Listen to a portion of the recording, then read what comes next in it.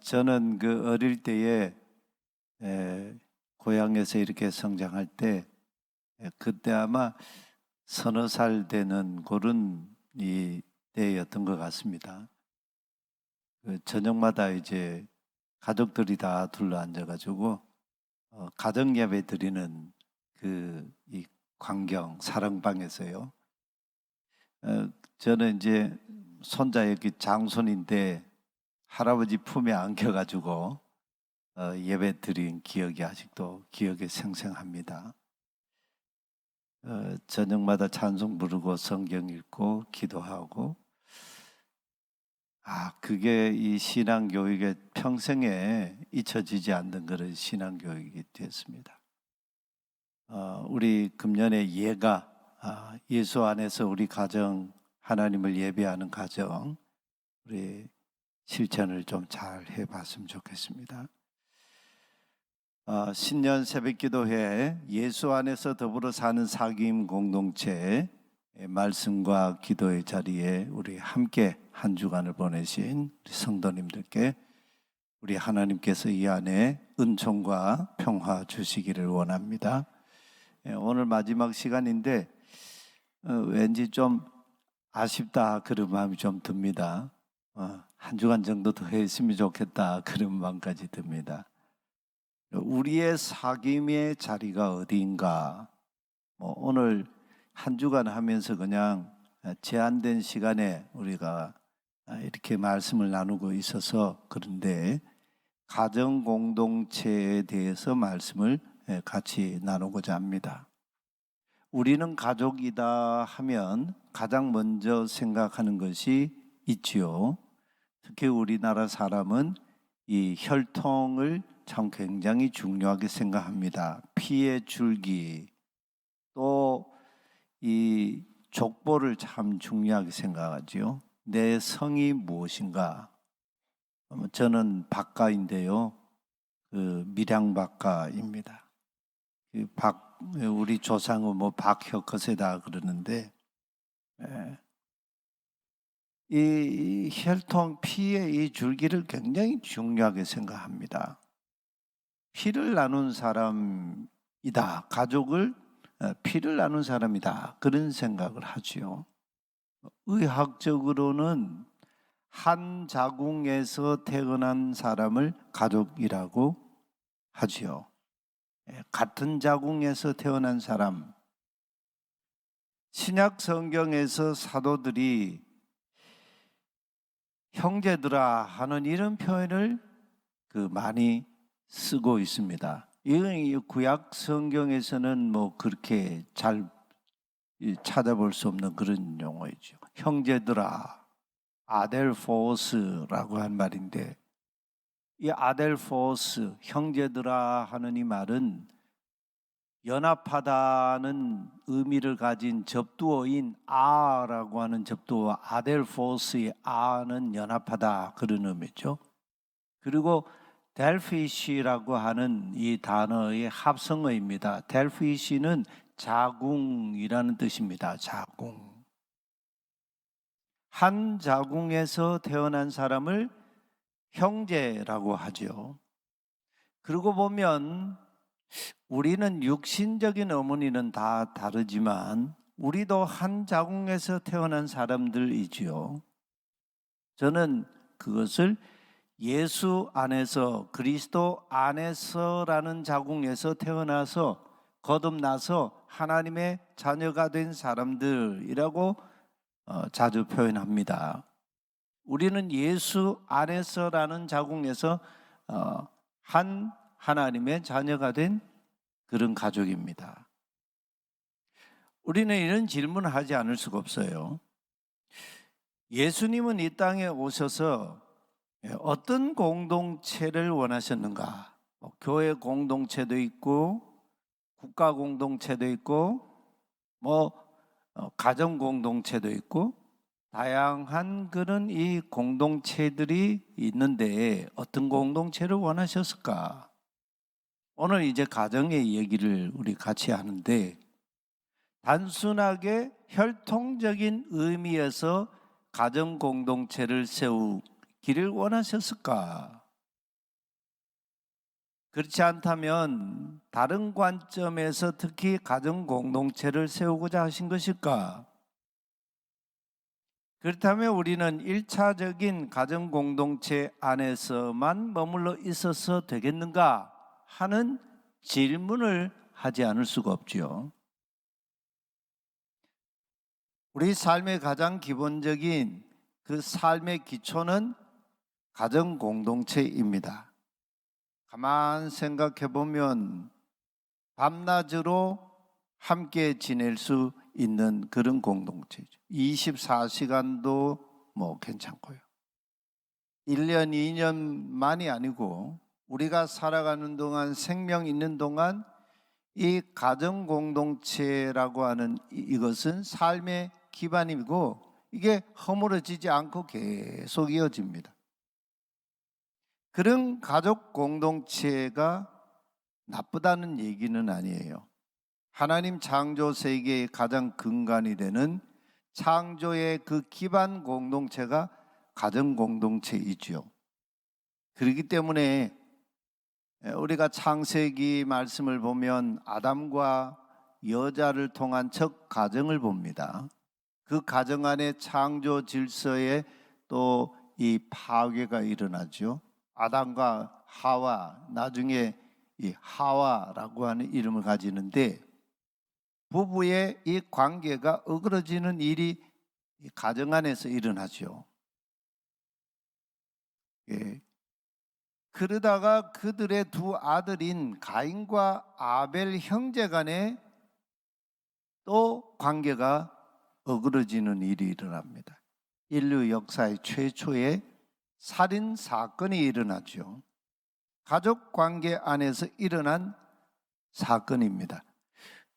오늘의 관점에서 볼 때에도 형제 간에 살인 사건이 일어났다. 이게 보통 이게 여상한 일이 아니지 않습니까? 근데 가장 가까운 관계 속에서 이런 사건이 일어났어요. 그러면서 인류 역사를 가만 보면 이 아담과 이 하와의 두 아들 중에 죽은 아벨의 계통의 족보가 형성이 돼요.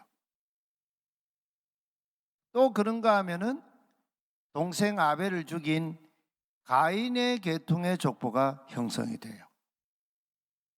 이게 창세기에 아주 팽팽한 긴장을 이루면서 갈등 관계를 이루면서 역사 속에서 이 두 족보의 그 흐름이 지속이 되어 가고 있습니다. 결국 이제 노아 시대라고 하는 새로운 어떤 시대 전환을 맞이하게 되는데 노아 홍수 심판이라는 그 시대에 인류가 직면하게 되죠. 그러면서 노아 가정이 역사의 전면에 등장합니다. 노아 시대에 뭐 사람이 땅 위에 번성했다. 근데 번성한데 이게 원래 하나님이 그 아담과 여자를 창조하시고 생육하고 번성하라. 여기 번성하라라고 하는 그 이 히브리의 동사는요. 그냥 숫자를 늘리라 그런 얘기 아니에요. 그 내러티브 내면의 그 이 이야기를 읽어보면 하나님 형상을 닮은 그런 존재로 질적인 번성을 하라 이런 얘기예요. 근데 창세기 6장에 가면 이 노아 시대 사람들의 번성은 전혀 다른 차원의 번성이에요. 하나님의 영 루아흐가 빠져나간 인간 육체 이 고기 덩어리들이 번성해 나갔어요. 그러다가 이제 심판에 직면하게 되죠. 그럴 때 노아 홍수의 이 심판 이후에 노아 가정이 역사의 새로운 출발점이 되고 역사의 중심이 돼서 새로운 역사의 이 반전 사건이 일어납니다. 그러다가 인류는 또다시 바벨탑 프로젝트라는 하나님을 대적하는 시대를 또 만들고 말지요. 그럴 때 하나님은 셈의 자손 중에 아브라함이라고 하는 인물을 부르십니다. 그를 고향과 본토와 친척 아버지 집을 떠나라 이렇게 명령하시며 부르시죠. 가나안 땅, 약속의 땅으로 부르십니다. 우리가 아브라함이 가나안 땅에서 살아온 그 삶의 과정을 창세기에서 많이 보았는데, 그 땅에서 살아가는 이 아브라함 가정을 가만 보면 굉장히 힘겨워요. 그냥 아무 염려 근심 없는 그냥 무조건 행복한 그런 가정이 아니에요. 하나님의 부르심 때문에, 하나님의 말씀 때문에, 그리고 현실이라고 하는 이 부르심과 말씀과 현실이라는 이 괴리 속에서 아브라함이 굉장히 고뇌하는 사람으로 등장을 하고 있어요. 그래서 아브라함은 아들을 낳지 못하다가 100세가 돼서 아들을 낳는데, 그 아들이 약속의 아들이죠. 이삭이죠. 이 이삭을 통해서 아브라함은 새로운 족보를 형성해 갑니다. 그리고 이삭도 아들을 낳는데 에서와 야곱이라고 하는 쌍둥이 두 아들을 낳습니다. 그래서 이 쌍둥이를 기반으로 이 가정이 또 이렇게 세워져 가는데, 여기 이 쌍둥이 둘 사이에도 틈이 벌어지고 있어요. 성경은 에서는 장자의 명분을 경홀히 여기는 아들이었다고 딱 꼬리표를 붙여놓고 있어요. 그런가 하면 야곱은 좀 인간적인 도적놈이라는 그 이름의 뜻도 있지만 좀 수단 방법 안 가리고 하여튼 목적을 이뤄보겠다는 어떤 그런 또 기질을 가지고 있어요. 장자의 명분을 자기 인생의 전부처럼 여기는 그런 둘째였습니다. 태중에서부터 그냥 형님하고 다투던 그런 이 둘째 아닙니까? 이 야곱의 모습은 오늘날 우리 가정 안에서도 그대로 나타나고 있는 현상이죠. 둘째들 한번 가만 보세요. 이런 갈등 속에서 결국 문제는 혈통적인 장자냐 차자냐 이 문제가 아니라 전혀 다른 방향으로 흘러가고 있어요. 누가 하나님의 언약의 계승자이냐, 하나님 언약의 관계 안에서 가정과 가문, 나라를 세워가느냐 하는 문제로 이게 발전이 되어가고 있어요. 그러다 결국은 에서가 아니고 야곱이 역사의 중심축을 이루게 되죠. 차자가, 나중된 자가 하나님 나라 역사의 중심에 서게 됩니다.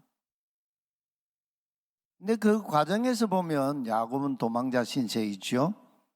아버지를 어머니와 이렇게 공모해가지고 속이고, 형님 속이고, 장자가 받는 축복을 가로채지요.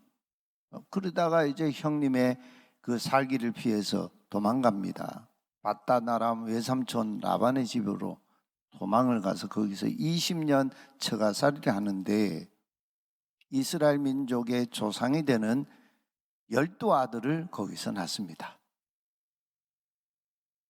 결국 야곱은 12지파의 근간을 이루는 족장 조상이 됩니다. 그러면서 야곱의 아들 요셉을 통해 또 하나님의 백성이, 민족이 번성하는 계기를 마련하게 되죠. 생각지도 않았던 애굽으로 내려가서 거기에서 크고 번성하고 강한 민족이 돼서 하나님의 백성, 국가를 이루는 전환점을 만나게 됩니다. 그래서 이스라엘 역사를 관통하는 놀라운 하나님의 이름을 만들어 놓죠. 아브라함, 이삭, 야곱 이 세 족장은요, 이스라엘 역사에 이 중요한 그 물줄기를 만들어 놓았어요. 뭘 만들어 놓았습니까? 아브라함과 이삭과 야곱의 하나님이라는 이 역사를 세워놨어요. 그리고 그 후손들은 바로 아브라함과 이삭, 야곱, 우리 조상의 하나님이라는 하나님을 부르게 됐고, 그 하나님이 우리 하나님이다. 이런 어마어마한 역사의 흐름 줄기를 세워놓았습니다. 그러다가 다윗 왕대에 와서 이 계보, 족보의 근원의 문제를 깊숙하게 뿌리를 내리죠. 하나님이 다윗과 언약을 맺으시죠. 아브라함과 다윗의 자손 예수 그리스도의 족보, 계보 세 개를 인류 역사의 중심축에 견고하게 세워놓습니다. 신약 성경의 시작, 신약 시대의 첫 선언은 그래서 마태복음 1장 1절에 아브라함과 다윗의 자손 예수 그리스도의 세계 족보 계보라, 이런 새로운 차원의 계보에 마침표를 딱 찍어 놓고 있어요. 결국 이것은 단순한 혈통의 문제를 얘기하고 있는 게 아니죠. 이 계보 속에 무엇이 흐르고 있습니까?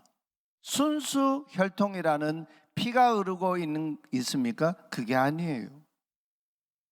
우리가 이 아브라함, 다윗 자손 예수 그리스도의 계보를 보아서 알지만요, 그 계보에 결정적으로 이방인의 피가 흐르고 있어요. 결정적으로 우리가 보셨지만 사사시대에 다윗의 증조 할머니, 다윗 왕의 증조 할머니가요, 룻이라고 하는 여인인데, 이 사람은 이방 모압 여인입니다. 혈통이 아니에요. 무엇입니까? 이 계보 중심에 흐르고 무엇이 흐르고 있습니까? 하나님의 언약입니다. 하나님의 언약, 하나님의 말씀이에요. 그 태초부터 계신 요한의 증언을 우리가 금년표로 우리가 이렇게 세웠는데, 태초부터 계신 생명의 말씀, 사도 바울이 로마서에서 증언하고 있는 복음이죠. 육신적으로는 다윗의 혈통에 나시고 영적으로는 하나님의 아들이 되신 분, 예수 그리스도가 이 족보와 계보와 하나님 나라의 본질이 되고 중심이 돼요. 하나님 나라의 알파 오메가, 시작과 마침, 처음과 마지막은 예수 그리스도로 통하고 있습니다. 어마어마한 얘기예요, 이게. 그래서 우리가 작년에 예수 안에서 신앙의 대를 잇자, 금년에 예수 안에서 더불어 사는 사귐 공동체, 이게 따로따로 떨어진 얘기가 아니고 이게 같이 지금 어우러져 가고 있는 얘기입니다. 예수님이 직접 말씀이 육신이 되어 우리 가운데, 역사 가운데, 우리 족보 가운데 혈통 속에 파고 들어오셔서 혈통을 넘어 하나님의 뜻, 하나님의 언약이 세워지는 하나님 나라를 우리 안에 이루시는 분. 근데 그때 혈통과 하나님의 언약이 충돌하는 사태가 오늘 본문 속에서 이루어지고 있죠. 마가복음 3장에 20절부터 35절까지요. 이 혈통적인 가족과 하나님의 뜻에 의한 가족이 팽팽하게 긴장을 더하면서 충돌이 일어나고 있어요. 예수님의 육신의 가족, 어머니 마리아와 동생들, 형제들, 자매들이 하나님 나라 운동하시는 예수님을 걱정하는 일이 일어났습니다. 혈통적인 걱정이에요.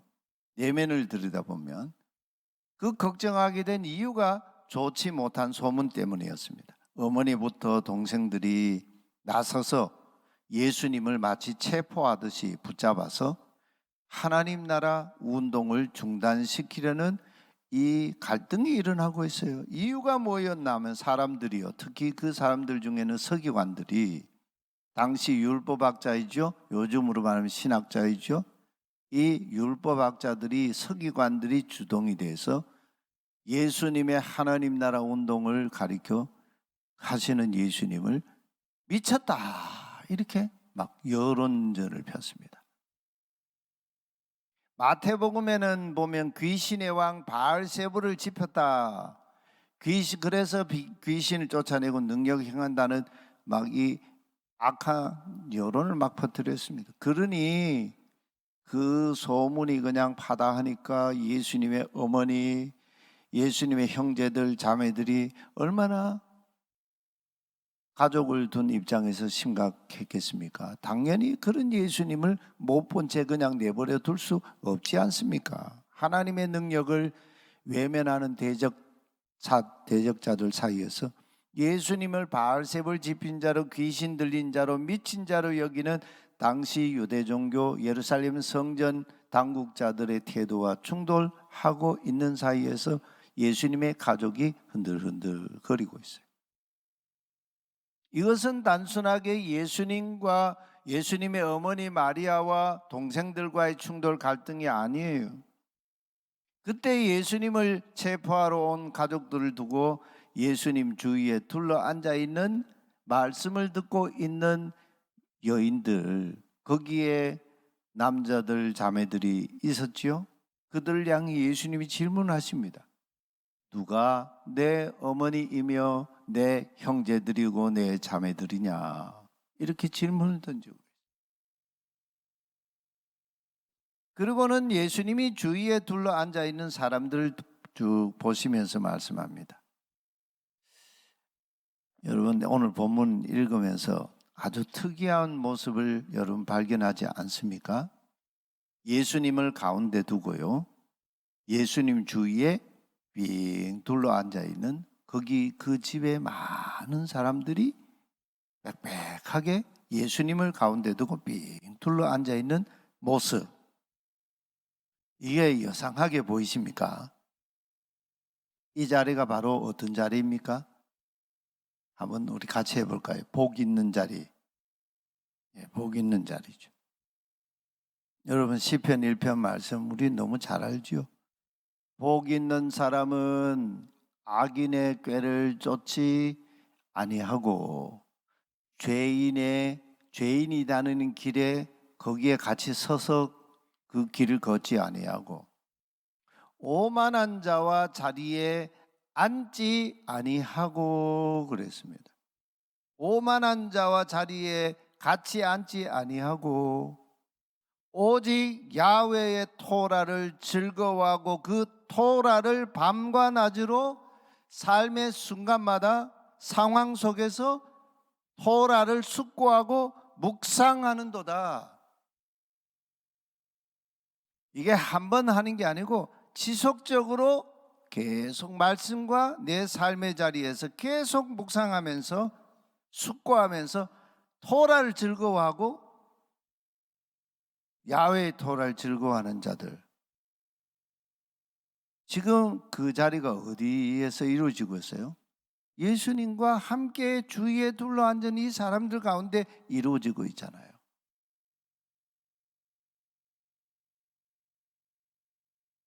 (2023년도) 우리 교회 안에 크고 작은 다양한 모임들이 있고 다양한 만남들이 있고 다양한 자리가 있습니다. 저와 여러분이 그리스도인이라면 우리가 앉은 자리에서 어떤 일이 일어나야 되겠습니까? 무슨 얘기를 해야 되겠습니까?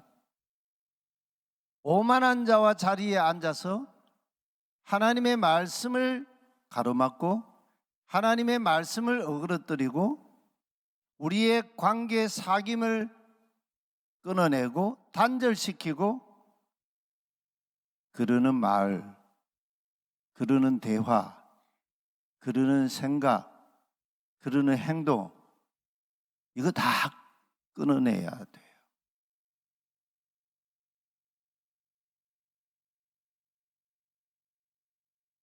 복이 없습니다. 그건 그건 복 없는 사람이 자리죠. 복 없는 사람. 복 있는 사람은 예수님을 가운데 두고 둘러 앉아 있어요.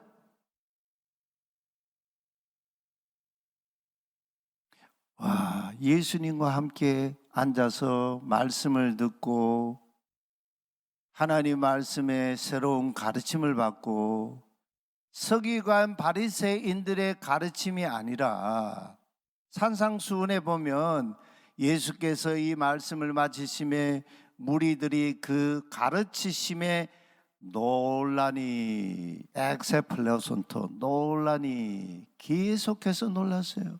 이유는요 두 가지였어요. 첫 번째, 예수님의 말씀 가르침이 권위가 있었다. 엑소시아 권위가 있었다. 그리고 예수님의 말씀 가르침은 그들의 랍비인 서기관 바리새인들의 가르침과 같지 아니함이로라.